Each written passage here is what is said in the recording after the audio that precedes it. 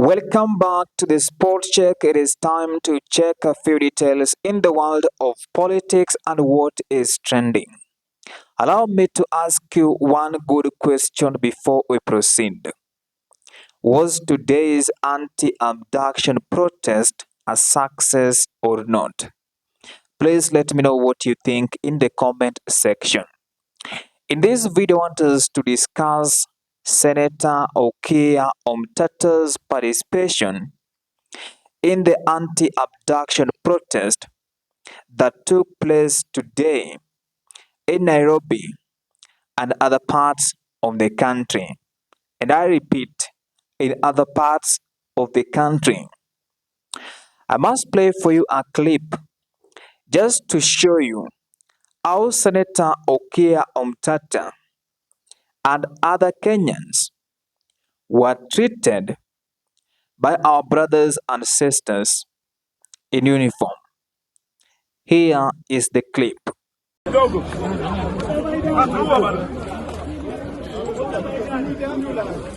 killing us! Stop killing us!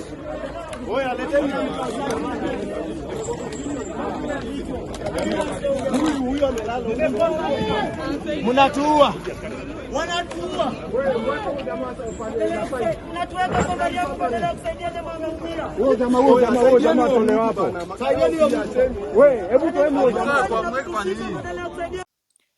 That is exactly what happened in Nairobi CBD. I must discuss Senator Omatatah because he is a politician who has proved that he can be trusted. He said he will join the rest of Kenyans in this particular protest against this vice in the society. I'm calling it a vice because it is not a virtue that Kenyans can embrace. Abduction is not something that you can glorify. You can glorify abduction if it is not affecting you, but when it is affecting your relative or it is affecting you directly, then you will understand it is a vice in the society. Now, before we proceed, in case it is your first time, support us by subscribing and turning on the notification bell. We are on a mission to 6,000 subscribers and we can't hit 6K without you subscribing.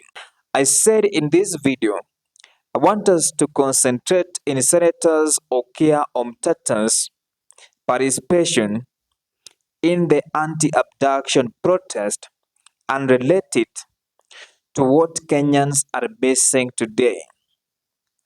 Kenyans are missing an opposition that is objective. That is the reality on the ground. Kenyans are missing an opposition leader who will help us to understand what the government is doing if you are unable to understand. Because some of those opposition leaders have been in government for a long time and therefore they understand how the government of the day operate. That is the reality on the ground. Senator Omatatah, I am not saying he is going to be a president in 2027 because in Swahili we can say tusidanganyane that for someone to beat President William Ruto in 2027, it is going to be easy. There are factors to be considered before doing that. For example, civic education, telling Kenyans why they need to vote out President William Samoei Arap Ruto.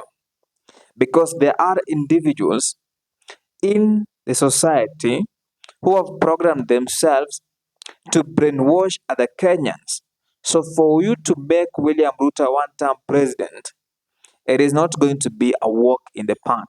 Despite the fact he is unpopular as we speak as of 30th December 2024.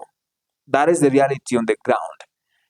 That does not make Okia Omatatah someone who can make William Ruto a one-term president, but is offering an alternative hope for those Kenyans who feel betrayed. There was no any other politician who came out in Nairobi CPD to protest against this vice in the society. But politically speaking, he might be getting some recognition by other Kenyans. But for you to translate that recognition by Kenyans into votes, it will take time. You need to convince many Kenyans. As I conclude, I began by asking you, was today's protest a success or not? I said I will get your feedback. My honest opinion, it was a success because Kenyans were able to come out despite the fact there were not many. They were able to tell the government they don't want anything to do with abduction in the Republic of Kenya. That is the reality on the ground. Will the government change? I want to be honest, I'm not sure if the government will change. Three, will abduction stop? It will depend with how the President of the Republic of Kenya, William Ruto, will handle the matter because he said to takomesha abduction while in Homa Bay. And yesterday, the former Deputy President, Rigathi Gachagua, said those people have not been released. So I don't know whether it is President William Ruto who was alleging that is abducting Kenyans or somebody somewhere is abducting Kenyans. The police have said before they don't have those people in their custody. So it is like a kind of a picky ponky game that is being played here.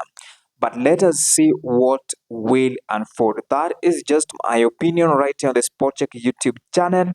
In case you have any counter opinion, feel free to share in the comment section. Now, I promised at the end of my videos to carry out civic education.